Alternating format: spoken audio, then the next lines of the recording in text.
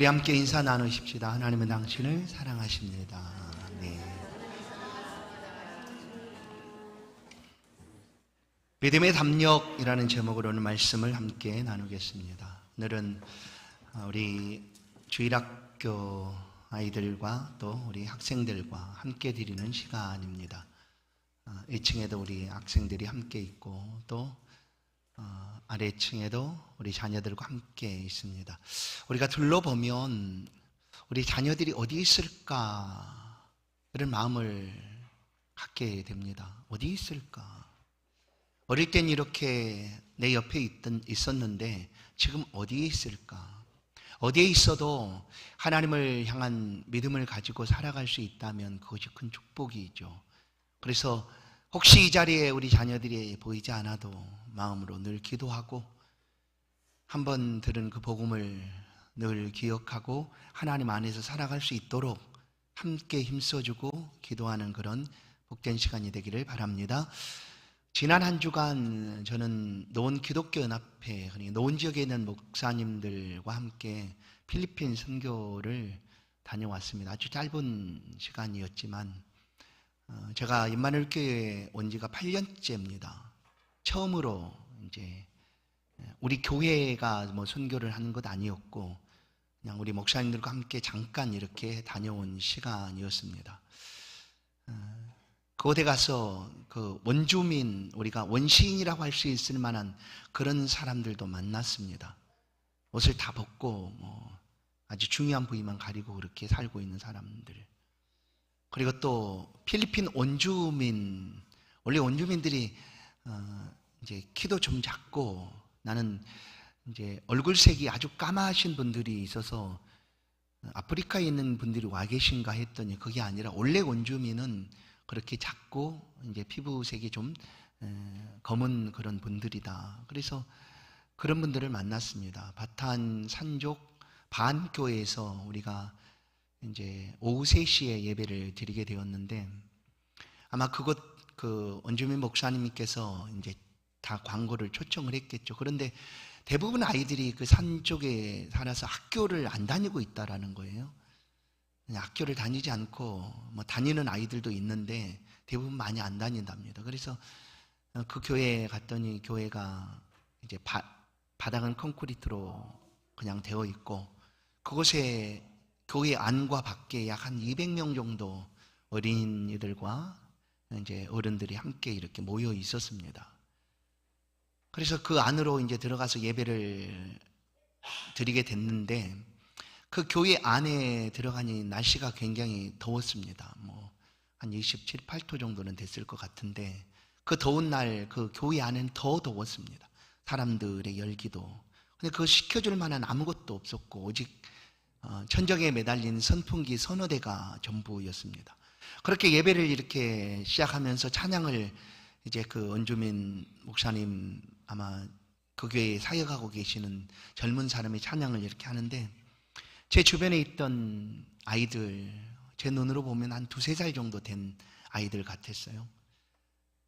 그 아이들이 찬양을 시작하는데 너무 열심히 찬양을 하는 거예요. 오늘 우리 기도도 우리 어린이가 했는데 이제 어린이가 알 수 없는 언어들로 어른이 해야 되는 기도를 했습니다. 뭐 글을 읽으니까 읽어서 그렇게 했겠지만 제가 어린이가 기도한다고 그냥 한마디 해도 되잖아요. 하나님 감사합니다 뭐 한다든지 오늘 예배 드리러 왔어요 한다 이렇게 해도 어린아이 기도로 받아 우리가 느낄 텐데 아마 우리 전도사님이나 선생님들이 기도문을 써주고 글을 아니까 이렇게 읽어라 아마 했던 것 같아요. 그래도 뭐 어린아이가 이제 드리는 기도니까 그렇게 예배를 드리는데 그 아이가 한 2-3살 정도 돼 보였습니다. 아이들이 대부분 엄마 품에 안겨있는 아이들도 있었고 또 그 옆에 앉아서 있는 아이들도. 그런데 찬양을 시작하니까 그 아이들이 일어서는 거예요. 일어서서 그냥 그 입으로 그 조그만 입으로 막 앞에를 보고 찬양을 따라서 하는데 제가 그 모습을 보는 순간 그냥 바로 마음속에서부터 뭔가가 이렇게 올라와가지고 견딜 수 없어요. 너무나 감동이 돼가지고 언제 이렇게 찬양하는 모습을 내가 보았던가 하는 그런 생각이 들었어요.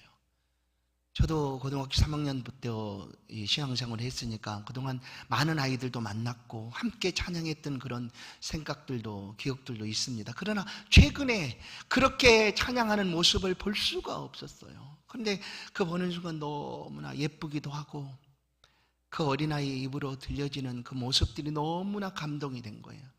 그래 견딜 수 없었어요. 막 주체할 수 없을 만큼 그런 마음이 막 울컥해졌어요. 그리고 이제 예배를 이렇게 드리는데 목사님이 통역을 3번을 했어요. 목사님이 한국어를 하면 선교사님이 영어로 번역하고 영어로 통역하고 영어로 통역하면 이제 그 원주민 말로 그 교회에 계신 분이 통역을 이렇게 해서. 근데 요점은 딱 한 가지였습니다. 예수였습니다. 예수 이름이 모든 것을 해결할 수 있습니다 하는 그런 짧은 설교였지만 그냥 예수 이름을 그들에게 전해 주었어요. 그리고 같이 합창도 하고 예수 이름을 부르기도 하고. 그렇게 이제 예배가 마친 후 이제 미리 아마 광고를 했던 것 같아요. 그래서 번호표들을 다 가지고 있더라고요. 그래서 선교사님이 번호표를 받고 이제 우리가 가져간 선교 물품들 쌀 1kg 정도, 그리고 라면, 참치캔, 이제 식생활품 이런 것 봉지 따로 2봉지, 그리고 선교 갈 때 가지고 갔던 이제 물품들, 이제 학용품하고 우리 교회에서도 가져갔던 그것은 너무나 작아서 다 줄 수 없어 선교센터에 맡겼고, 이제 여성 속옷을 브래지어하고 여성 속옷을 이렇게 다 가지고 왔습니다. 그래서 이렇게 나눠주는데 모두 다 얼마나 그냥 그렇게 그런 마음으로 받는 거예요. 그냥 우리 나눠주고 이제 끝나고 마치고 오려고 인사를 하고 교회 밖으로 나왔는데 한 아주머니가 어린아이를 안고 왔어요. 우리 목사님들 앞으로 왔어요. 그리고 뭔가를 이렇게 막 얘기를 하시는 거예요. 그래서 선교사님이 통역을 해서 이렇게 들어보니까 그 아이가 어릴 때 이제부터 이런 상황이다. 그래 보니까 오른쪽 귀가 그야말로 제 주먹보다 더 많이 이렇게 부어 있는 거예요. 여러 가지 닭벼슬 같은 그런 모습으로 막 혹인데 그렇게 부어 있더라고. 그 얘기를 들어보니까 어릴 때 이 전통으로 귀를 뚫어주는 전통이 있답니다. 근데 집에서 그걸 뚫어주다가 거기 감염이 돼가지고 그게 지금 한 2-3살 됐는데 그렇게 된 거, 아니 2-3년 정도 된 아이인데 그렇게 된 거예요. 그래서 이제 우리가 보지 않았으면 모르겠는데 우리 목사님이 다 봤잖아요. 선교사님도 보고 이거 어떻게 할까 하고 막 이제 마음도 모으고 뭐 안타까운 마음을 갖고 하다가 이제 숙소에 돌아와서도 그런 얘기를 하다가 뭐 뾰족한 방법이 없는 거예요. 우리가 돈을 모아가지고 수술비를 지원할 수도 있고 또 있는 것을 털어주고 올 수도 있어요. 그런데 제가 예전에 15년 전에 필리핀 선교를 한번 학생들과 단기 선교를 간 적이 있었어요. 그런 상황이 있었어요. 그래서 그 즉시 이제 교회를 전화해서 600만 원을 보내서 그 아이를 이렇게 고친 적이 있는데, 이 선교사님들이 사역할 때 대부분 이제 그런 일이 있고 돈을 교회에서 보내주면, 한국교회에서 그 돈을 보내주면 수술을 해야 되는데 안 한답니다. 당장 이제 그 돈이 이제 먹고 살 수 있는 그런 금액이고 하니까 수술은 뒷전으로 밀리고 그거 가지고 그냥 가족들이 먹고 막 살아가는 거예요. 그 여전히 그거 남아있다는 거예요. 그래 가장 좋은 방법은 그 아이를 데리고 한국으로 와서 고쳐주는 게 제일 좋은 방법이에요. 근데 그렇게 이제 의논을 하다가 그렇게 하려면 여러 가지 법적인 뭐 비자를 발급받아야 되는 상황이 되고, 그 사람들이 이쪽으로 오려면 최소한 뭐 3천만 원 이상을 뭐 가지고 있어야지 비자를 발급해 준대요, 필리핀에서. 그것도 참 어렵고, 그런 마음으로 이제 돌아왔어요. 돌아오고 금요일 날 오후쯤에 이제 우리 목사님들 방에 한 가지 글이 올라왔어요. 그 아이 상황을 쓰고, 그 다음에 한국의 기독교사회, 아니 기독의사회라는 곳이 있습니다. 거기에 이제 문의를 했고, 그 의사회에서 확인하고 그 아이를 이렇게 초청해서 하면 좋겠다라는 그런 제안을 받았다는 거예요. 그래서 이제 그 아이가 이제 올 수 있도록 아마 이제 여러 곳에서 이렇게 좀 하고 있는 것 같아요. 그렇게 되기를 정말 기도합니다. 우리 이 상황에 대해서는 우리 홈페이지에 이제 영상이 하나 올라와 있고요. 사진도 올라와 있습니다. 그리고 우리 유튜브에도 영상은 올려져 있습니다. 보시고 또 기도해 주시기 바랍니다. 우리가 살아가면서 경험하는 것들이 굉장히 필요할 때가 있습니다. 근데 경험하지 않으면 알 수 없는 것들이 많이 있죠. 그 중에 하나가 이제 이 선교입니다. 선교. 우리가 선교지를 가보지 않고 직접 경험해 보지 못하면 오늘 우리가 믿음으로 살아가고 있는 이 삶이 얼마나 복되고 은혜로운지를 우리가 더 알지를 못합니다. 그러나 선교지에 가보면 그것들을 알 수가 있죠. 제가 8년 전에 우리 임마누엘교회 청빙서를 제출할 때 만약에 교회에 이렇게 오게 되면 저는 이렇게 하고 싶습니다 하는 그런 청빙서를 보냈어요. 그럴 때 선교 비전을 이렇게 썼습니다. 제가 모든 가정, 우리의 가정이 믿음의 가정 되기를 원합니다. 두 번째는 이 지역 500세대를 구원하기를 원합니다. 세 번째는 열방에 복음을 전하기를 원합니다. 선교하기를 원합니다. 특별히 동남아시아 이렇게 기록을 했습니다. 그것은 없어진 것이 아니라 지금도 매년마다 저는 그것을 품고 기도하고 우리 교회도 이 열방을 향하여 예수 복음을 전하는 교회가 되기를 소망하며 기도합니다. 아직은 우리 교회 여력이 좀 부족해서 지금은 열방 가운데 선교사를 직접 파송하지를 못합니다. 단지 르완다에, 미얀마에, 일본에, 그리고 필리핀에 선교하시는 분들에게 조금씩 후원을 하는 정도죠. 우리 교회가 직접적으로 단독으로 파송한다고 하면 우리 교회 부목사님을 두는 만큼 그 외국 선교지에 우리 교회 부목사님처럼 모든 것을 생활비를 주고 모든 선교에 필요한 것들을 제공하는 거죠. 그게 이제 단독 파송인데 아직 우리 교회는 그런 지를 못하고 있지만 앞으로 그렇게 꿈을 꾸고 있습니다. 우리 교회가 한국에 이렇게 건강한 교회로 세워져 갔고 이 교회에 주신 은혜를 따라 이 열방을 향하여 복음을 전하는 그런 교회로 또 세워져 가기를 소망하고 있습니다.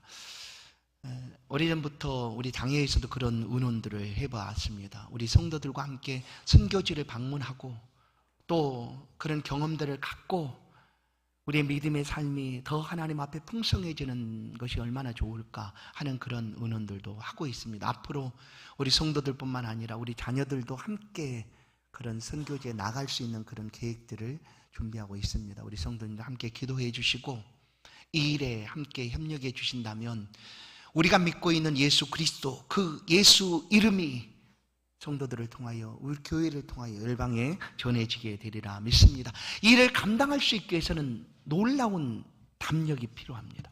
믿음의 담력이 필요하다라는 거예요. 세상은 이 담력을 얻기 위해서 훈련합니다. 담력 훈련하지 않습니까? 담력, 겁과 용기를 떨쳐버리는 그런 훈련들을 합니다. 높은 곳에 뛰어내리든지 아주 캄캄하고 무서운 장소를 들어가든지 이렇게 훈련을 합니다. 담력 훈련을. 그러나 믿음의 담력은 이렇게 생겨나는 것이 아니라 이 주 예수 그리스도를 믿고 그 믿음의 삶의 자리에서 살아감으로 우리가 담력을 더 얻게 되는 것입니다. 바울은 평생토록 복음을 전하는 삶을 살아갔습니다. 그렇게 삶의 자리에서 믿음의 담력을 누구보다 강하게 가졌던 바울, 지금 로마 감옥에 그가 있습니다. 그곳에서 빌립보 교회를 향하여 이 서신을 보내게 됩니다. 이 바울 사도 역시 빌립보에서 감옥에 갇혔던 적이 있습니다. 복음을 전하다가, 예수를 전하다가 감옥에 갇혔습니다. 그러나 그는 감옥에 갇혀있는 그는 조금도 두려워하거나 겁내지 않았습니다. 오히려 하나님 앞에 감사 찬송을 드리고 그리고 하나님께 영광을 올려드렸습니다. 그 감옥 속에서 다른 사람보다 이 빌립보에 대한 상황들을 이 바울 사도는 너무나 잘 압니다. 얼마나 신앙생활하기 어려운지, 얼마나 핍박이 심한지 너무나 잘 알기 때문에 그가 경험한 그대로 지금 교회를 향하여 권면하여 말씀해 줍니다. 그 권면의 내용은 담대하라 하는 것입니다. 담대하라. 너희 속에 시작하신 하나님의 선한 일이 반드시 이루어지게 될 것이다. 그러니 지금 잠깐 다가오는 환난과 어려움 속에 낙심하지 말고 담대하라 하는 것이죠. 이것이 우리의 믿음이고 신앙입니다. 하나님은 한번 부르신 그 백성을 절대 놓지 않는다라는 것이죠. 끝까지 하나님이 인도하셔서 하나님이 원하시는 그 믿음의 자리까지 영광의 자리까지 하나님이 인도해 주신다라는 거예요. 너희 속에 착한 일을 시작하신 이가 그리스도 예수의 날까지 이루실 것을 내가 확신한다. 바울은 그런 확신을 가지고 빌립보 교회를 향하여 권면합니다. 담대해라. 뿐만 아니라 자신이 감옥에 갇혀 있다는 것 때문에 낙심한 성도들도 있었습니다. 에베소 교회도 마찬가지였고, 그러나 어떤 이들은 바울이 감옥에 갇혀 있다 하는 그것이 약함이 아니라 오히려 그것이 강함이 되어서 믿음으로 승리하며 살아가고 있는 성도들도 있었다라는 것을 들려줍니다. 빌립보서 1장 14절. 형제 중 다소가 나의 매임으로 말미암아 주 안에서 신뢰함으로 겁없이 하나님의 말씀을 더욱 담대히 전하게 되었다. 여러분, 믿음의 담력을 가지고 감옥 속에서도 복음을 전하고 있던 그 바울의 삶을 보고 믿음의 사람들이 더욱 담대함을 얻고 예수의 복음을 전하게 되었다라는 것입니다.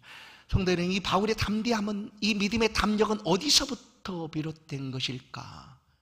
어디서부터 온 것일까? 그것은 예수 그리스도로 말미암아 출발을 합니다. 다메섹에서 바울이 예수를 믿는 자들을 붙잡기 위하여 공문서를 들고 다메섹으로 달려가다가 부활하신 예수 그리스도를 만나게 됩니다. 그리고 바울은 즉시 회당으로 들어갑니다. 부활하신 예수를 만났기 때문에 그 예수가 이제 그리스도라라는 사실을 확신하고 회당으로 들어가서 전합니다. 예수는 그리스도입니다 라고 전합니다. 그러나 그 회당에는, 다메섹 회당에는 유대인들이 있었죠. 그 유대인들은 예수를 어떻게 보았는가? 하나님을 모독하다, 하나님의 이름을 망령되이 일컫다, 십자가에 못 박아 죽은 죄인이다 라고 여기고 있는 사람들이었습니다. 그들 앞에서 바울은 담대하게 선포합니다. 예수는 그리스도다. 예수가 우리를 구원하실 구원주시다 라고 외치게 되었습니다. 이것이 바울의 담대함이었습니다. 바울의 담력은 예수 그리스도로부터 시작되었습니다. 그래서 그는 그가 가졌던 모든 것들, 자신의 유익을 위하여 그가 가지고 있었던 모든 것들을 과감하게 내려놓는다라고 고백합니다. 배설물처럼 나는 놓을 수 있다라고 그는 선언합니다. 빌립보서 3장 9절, 8절, 9절. 또 모든 것을 해로 여김은 내 주 그리스도 예수를 아는 지식이 가장 고상하기 때문이라.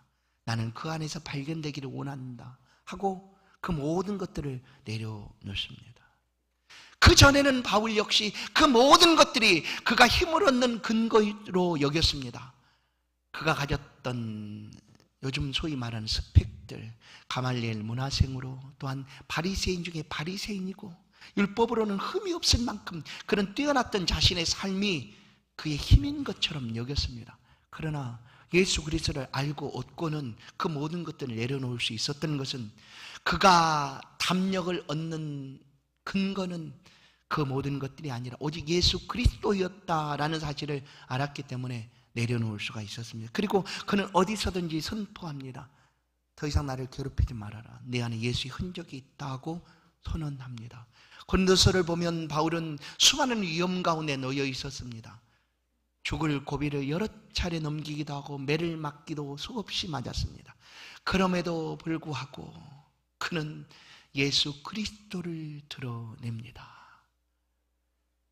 바울의 담대함의 시작은 예수 그리스도였고, 그가 믿음으로 살아가는 신앙의 정점도 마지막도 예수 그리스도였습니다. 고린도후서 11장 20절. 나는 우리가 약한 것 같이 욕되게 말하나 그러나 누가 무슨 일에 담대하면 어리석은 말이나마 나도 담대하리라. 예수 그리스도로 인하여 그는 담대합니다. 그리고 오늘 본문에서도 1장 20절. 나의 간절한 기대와 소망을 따라 아무 일에든지 부끄러워하지 아니하고 지금도 전과 같이 온전히 담대하여 살든지 죽든지 내 몸에서 그리스도가 존귀하게 되게 하려 하나니. 이것이 바울의 신앙이었습니다. 시작도 그리스도였고, 내가 죽든지 살든지 오직 내 안에서 그리스도만이 존귀되기를 원한다. 바울 사도의 믿음의 담력, 그것은 예수 그리스도였습니다. 지금도 감옥에 있지만 자신과 함께 동행하고 계시고 자기를 통하여 역사하고 계시는 그리스도 예수의 은혜가 그의 담력의 비결이었다라는 것이죠. 세상은 그럼 무엇을 담력의 근거로 삼고 있을까? 한 가지 예만 들어봅니다. 누가복음 12장을 보면 부자 이야기가 등장을 합니다. 부자의 비유가 있죠. 그 부자는 자기가 가진 것이 그의 힘이었습니다. 자기의 소유가 자신의 힘이라 여겼습니다. 그래서 그도 지금도 많이 가지고 있었지만 더 많이 갖기 위하여 창고를 허물고 더 많은 소유들을 다 가지게 됩니다. 그리고 그것이 완성되는 그 밤에 그 부자는 이렇게 이야기합니다. 누가복음 12장 19절. 또 내가 내 영혼에게 이르되 영혼아 여러 있을 물건을 많이 쌓아두었으니 평안히 쉬고 먹고 마시고 즐거워하자 하리라 하고, 이제 다 됐다. 나는 이제 마음껏 이 땅의 삶을 살아도 부족함이 없으니 괜찮다 하고 그 영혼에게 그 밤에 이르고 있다라는 거예요. 그러나 하나님이 어리석은 자라고 부릅니다. 오늘 밤 내 영혼을 내가 데려가면 네가 쌓아둔 그 모든 것이 누구의 되겠느냐. 여러분 기억하십시오. 그 쌓아둔 모든 것들은 성도의 것입니다. 하나님의 사람들의 것으로 하나님이 주시는 거예요. 사실은 이 어리석은 부자는 그의 힘의 근거가, 그의 담력의 이유가 그가 가진 재물 소유인 줄로 알았습니다. 그러나 모든 세상의 사람들은 이것이 목표입니다. 먹고 마시고 즐기자는 것이 목표죠. 그러나 성도는 전혀 다릅니다. 삶의 가치가 완전히 달라지는 거죠.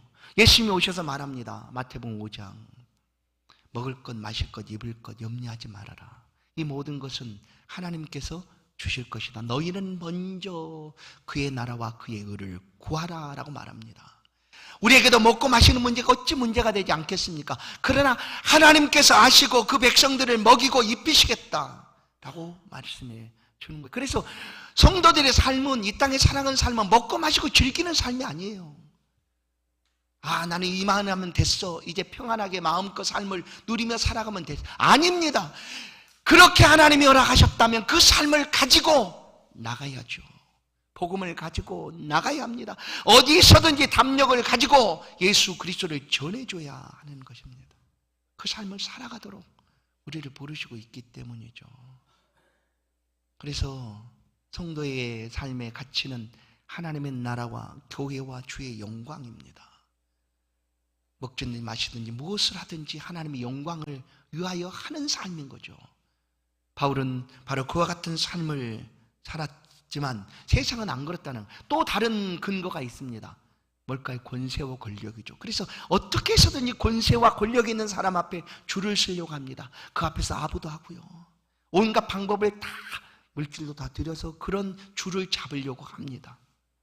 또 하나 있습니다. 지식이죠. 요즘은 정보가 힘이라고 얘기합니다. 모든 지식과 정보들을 많이 알면 그런 힘이 생긴다고 여겨집니다. 맞습니다. 그러나 성도들에게 있어서는 이것들이 없다 할지라도 우리의 담력의 근거는 분명합니다. 예수 그리스도인 줄로 믿습니다.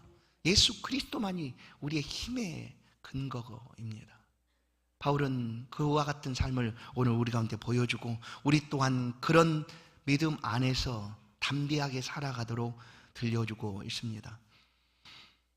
바울이 분명하게 예수 그리스도를 그의 삶의 원동력으로 삼았던 것처럼 오늘 우리가 믿음의 담력으로 가져야 될 분명한 몇 가지가 있습니다. 첫 번째는 예수의 피입니다. 보혈이죠. 예수님의 피를 보혈이라고 표현할까요? 예수의 피가 아니면 우리는 하나님 앞에 설 수 없기 때문입니다. 우리의 죄가 그대로 남아져 있고 그 죄를 해결할 수 없어 하나님 앞에 나올 수 없기 때문입니다. 그러나 예수 그리스도께서 우리 죄를 해결해 주셨습니다. 보혈의 피로 속해 주셨습니다. 오늘 우리가 매 시간 하나님 앞에 예배로 나오지만 바로 이 모든 과정들을 그리스도 예수께서 이루어 주신 것이기 때문에 우리는 아주 쉽게 하나님 앞에 예수 이름 붙잡고 나오는 겁니다. 살아가는 삶에서 이 예수의 이름을 우리가 붙잡는 것이 그렇게 어렵습니까? 우리를 위하여 피 흘려 주시고 하나님 앞에 나아갈 길을 열어주신 예수 그리스도이신데, 예수님은 우리를 위한 산제물이 되셔서 하나님 앞에 우리 죄를 속해 주신 대속제물이 되어 주셨습니다. 그래서 히브리서는 말합니다. 히브리 10장 그러므로 형제들아 우리가 예수의 피를 힘입어 성소에 들어갈 담력을 얻었나니 그 길은 우리를 위하여 휘장 가운데로 열어놓으신 새로운 살 길이요 휘장 곧 그의 육체니라 맞습니다. 예수 그리스도의 피가 우리를 힘있게 합니다. 우리에게 담력, 곧 겁없이 용감하게 믿음으로 살아갈 수 있는 능력을 베풀어 주시는 것이죠. 두 번째는 성령 충만할 때 우리는 더 큰 담력을 얻게 됩니다. 성령 충만할 때. 예수를 믿어도 성령 충만하지 않으면 어떨까? 힘이 없어.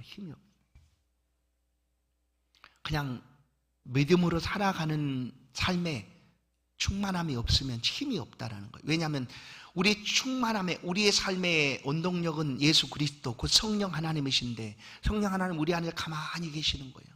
아무것도 하지 않으시고. 왜냐하면 우리도 관심이 없으니까. 성령의 역사에 대해 관심도 없고 성령의 행하심에 대해서 관심조차 없으니까.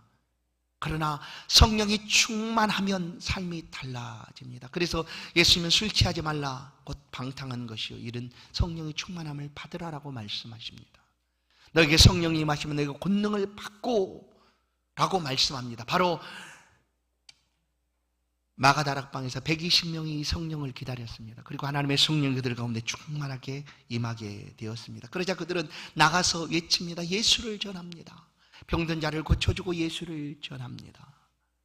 그러다가 베드로와 요한이 예루살렘 성전으로 올라가다가 36년이나 된 병자를 고쳐줍니다. 한 번도 나와서 걸어본 적이 없는 이 병자를 그들이 고쳐줍니다. 그러자 대제사장의 무리들이 그들을 부릅니다. 무슨 권세로 저를 고쳤느냐.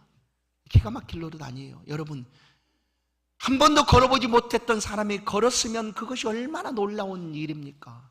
근데 그것을 고친 사람을 문제시하고 왜 고쳤느냐 이렇게 묻고 있는 거예요. 도대체 무슨 권세로 고쳤느냐. 그러자 베드로 요한이 성령에 충만해져 그들 앞에 담대하게 외칩니다. 너희들이 알기를 원하느냐. 사도행전 4장 10절. 너희와 모든 이스라엘 백성들은 알라. 너희가 십자가에 못 박고 하나님이 죽은 자 가운데서 살리신 나사렛 예수 그리스도의 이름으로 이 사람이 건강하게 되었다. 나사렛 예수 그리스도의 이름으로. 성령이 충만하자 그들은 담대하게 예수 그리스도의 이름을 전합니다. 또다시 그들이 붙들고 계속 얘기합니다. 제자장의 모든 문중들이 모여있는 그 자리에 그들을 불러다 놓고 또 묻습니다. 그러나 베드로 요한은 성령이 충만해 조금도 주저함 없이 그들 가운데 선포합니다. 4장 19절. 베드로와 요한이 대답하여 이르되 하나님 앞에서 너희의 말을 듣는 것이 하나님의 말씀을 듣는 것보다 옳은가 판단해라. 너희가 한번 판단해라. 하나님의 말씀을 듣는 것이 옳은가, 너희의 말을 듣는 것이 옳은가, 너희가 한번 생각해봐라 하고 담대하게 그들 가운데 선포합니다. 믿음의 담력은 성령 충만할 때 생겨납니다. 성도 여러분, 성령 충만을 위하여 기도하십시오. 그리고 여러분의 삶이, 우리의 삶이, 신앙의 삶이 성령 충만한 가운데 승리하며 살아가는 그런 복된 생애가 될 수 있기를 간절히 축원합니다. 사명 받을 때, 사명을 따라 살아갈 때 담력을 얻습니다. 곧 직분을 받을 때 담력을 얻는다라고 성경은 가르쳐 줍니다. 기드온은 그냥 평범한 사람이었어요. 아니, 평범한 사람보다 더 못할 수도 있었습니다. 왜냐하면 그는 아주 소극적인 사람이었고 겁이 많은 사람이었습니다. 미디안 사람들이 와서 그의 것을 빼앗아갈까 그는 숨어서 벼타작을 했던 사람이었어요. 그의 지파는 므낫세 지파로 아주 작은 지파였어요. 그의 가문은 그 므낫세 지파 중에서도 또 작은 가문이었어요. 그러니 이 기드온은 뭐 길을 펴고 나는 이런 스펙을 가지고 있어, 난 이런 사람이야 할 만한 그런 사람이 아니었어요. 그래서 그는 늘 그렇게 숨어서 벼타작을 했던 그런데 어느 날 그렇게 타작하고 있는데 하나님의 사자가 와서 큰 용사여라고 부르는 거예요. 이런 무슨 창피하게 내가 지금 이렇게 숨어서 까고 있는데 나한테 큰 용사라고 말하면 내가 뭐가 되는 거예요? 뭐 그런 거죠. 큰 용사야 하니까 그거 감당할 수가 없어요. 내가 무슨 큰 용사입니까? 나는 그런 사람이 아니에요. 나한테 그렇게 부르지만 나 쪽 창피합니다. 창피해. 그러지 마세요. 뭐 이런 거예요. 그러나 하나님이 그를 부르셨어요. 기드온을 부르셔서 너를 통하여 미디안을 물리치고 이스라엘을 구원하리라 하나님 말씀하십니다. 그러자 기드온이 용기를 얻습니다. 하나님이 그를 사사로 세우셨다는 것을 알고 이제 그 밤에 그 지역에 아무도 손대지 못했던 바알 제단이 있었습니다. 여러분, 지금 이 시대가 어느 시대인가 하면 가난에 들어가가지고 기드온이 그 가난의 삶을 살고 있던 시대입니다. 근데 기드온과 그 지파 사람들은 다 하나님을 믿는 사람들 아닙니까? 여호와를 신앙하는 사람들이죠. 근데 그들이 살아가고 있는 삶의 중심에 뭐가 있었는가 하면 바알 제단이 세워져 있었다라는 거예요. 그런데 아무도 그것에 대해서 관심 두지 않아. 저 괜히 손댔다가 우리 죽는 거 아니야? 뭐 이런 거밖에 없는 거죠. 오늘 한번 생각해 보죠. 오늘 우리 예배당 가운데 우상을 하나 누가 세워놨어요. 근데 저 우상을 손대면 다 죽을 거야. 뭐 이런 이야기가 다 퍼졌어요. 그럼 우리는 어떻게 할까요? 어떻게 할까요? 저거 괜히 건들다가 죽는 거 아니야? 이렇게 된 상황인 거죠. 그래서 그동안 그 바알 제단을 아무도 무너뜨리려고 하지도 않고 없애려고 하지 않았어요. 그런데 기드온이 하나님의 부름을 받고 사사로 하나님이 세우시자 그 밤에 기드온이 가서 그냥 그 바알 제단을 완전히 파괴시켜버린 거예요. 그 다음날 난리가 난 거예요.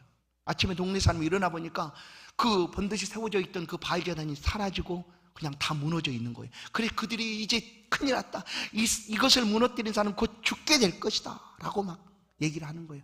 그러나 기드온은 죽었습니까? 죽지 않고 기드온을 통하여 이스라엘 백성들을 구원해 내셨습니다. 그래서 기드온의 별명이 뭐냐면 여룹바알이라는 별명을 갖게 됩니다. 여룹바알.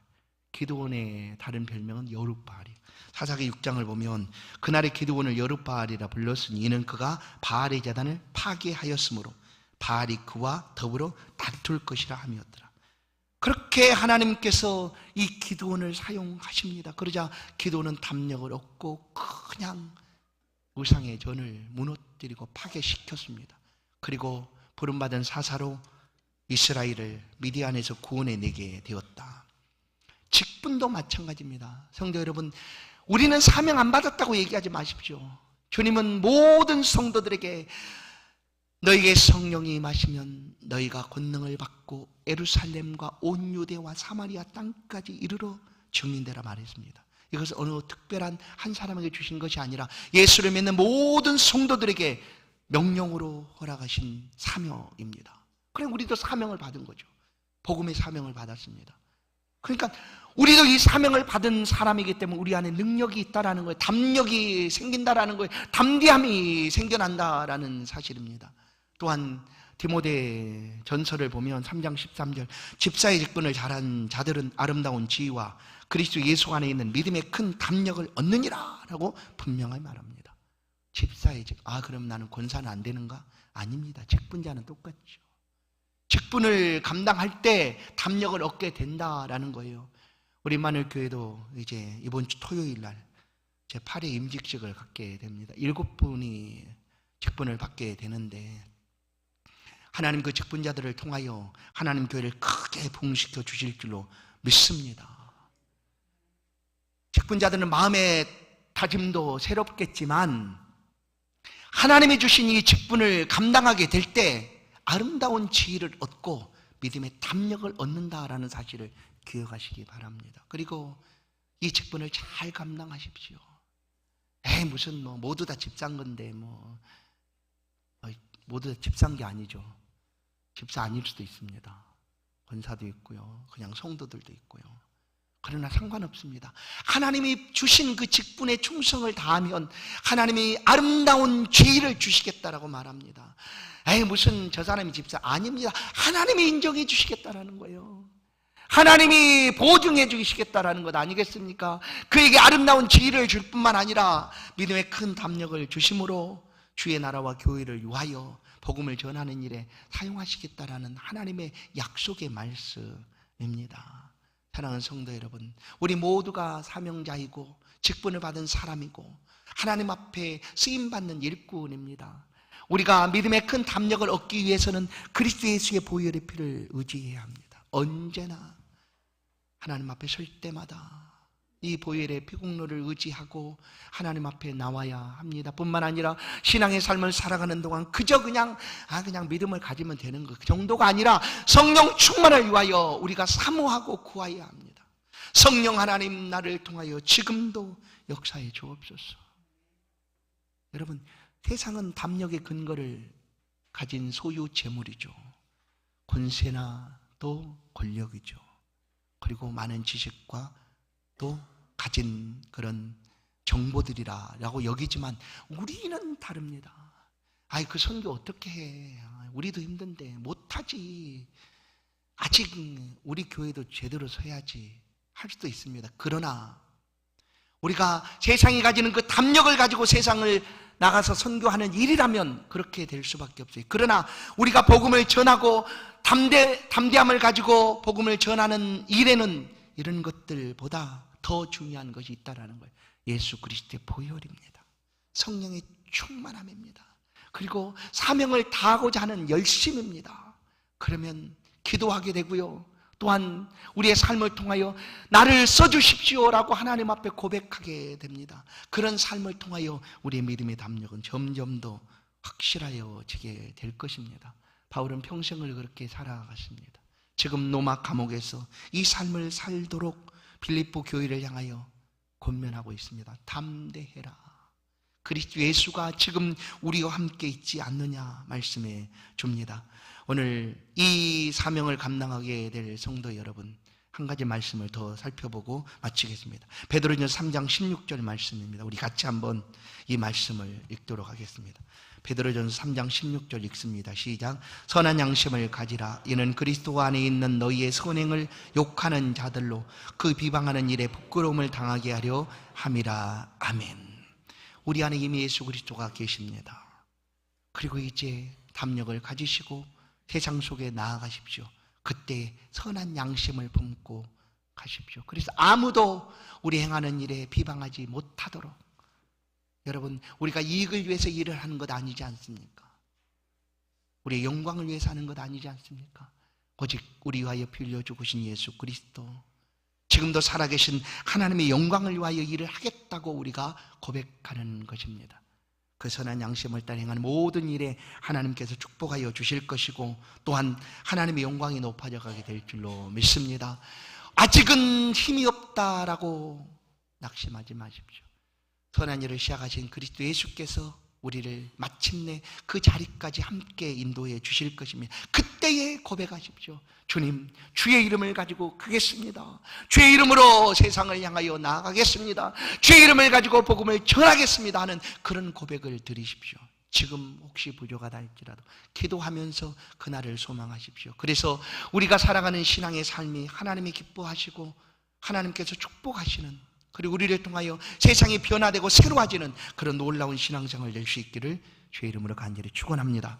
하나님 감사합니다. 좋으신 하나님, 이 시간 주의 백성들의 삶을 돌아보시고 또 각 심령 속에 은혜를 베풀어 주사 믿음의 담력을 갖게 하시고 그 담력을 가지고 담대함으로 또 열심으로 주의 예수 복음을 전하는 일에 쓰임받도록 은혜를 베풀어 주옵소서. 살아가는 성들의 삶에 하나님 모든 방해하는 것들, 악한 것들을 다 물리쳐 주시고 성령과 함께하는 그 삶에 풍성한 은혜가 가득하도록 선한 양심을 따라 믿음을 가지고 살아가는 성들의 앞길에 늘 형통함이 있도록 은혜를 더하여 주옵소서. 예수 그리스도의 이름으로 기도하옵나이다. 아멘.